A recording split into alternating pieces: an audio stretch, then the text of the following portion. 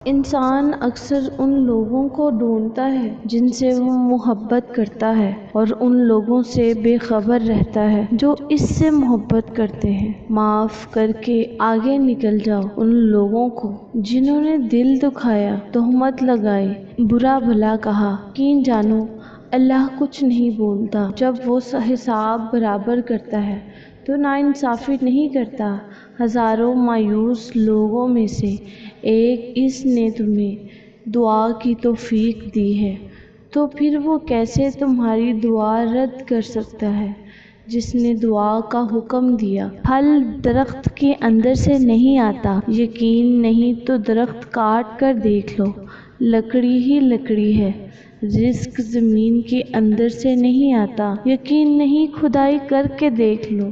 تمہاری ساری پریشانیاں تمہاری خواہش کی وجہ سے ہیں۔ خواہش چھوڑ دو، تمہیں سکون مل جائے گا۔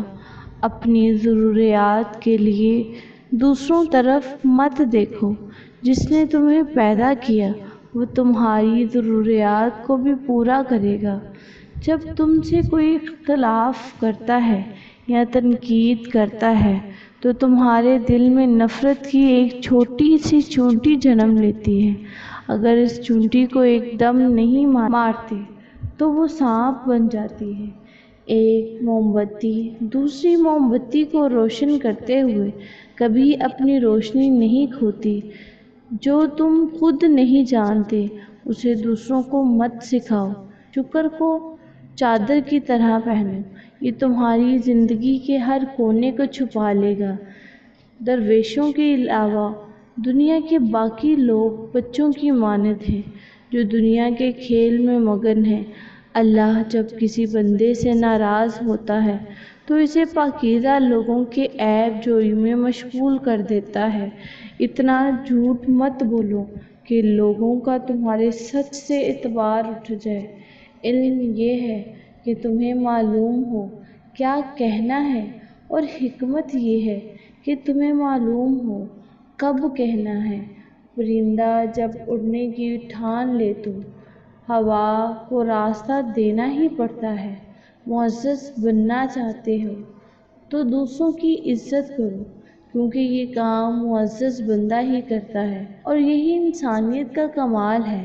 اللہ تعالیٰ اسے اپنا ولی بنا لیتا ہے جو بندہ یہ 4 کام کرتا ہے: کم کھاتا ہے، کم سوتا ہے، کم بولتا ہے اور لوگوں سے میل جول کم رکھتا ہے۔ زندگی میں 2 لوگوں سے ہمیشہ دور رہنا، ایک مغرور اور دوسرا مصروف، کیونکہ مصروف اپنی مرضی سے بات کرتا ہے اور مغرور اپنے مطلب سے۔ جو حد سے زیادہ پیار کرتا ہے وہ حد سے زیادہ نفرت بھی کر سکتا ہے، کیونکہ شیشہ جب ٹوٹتا ہے تو وہ خطرناک ہتھیار بن جاتا ہے۔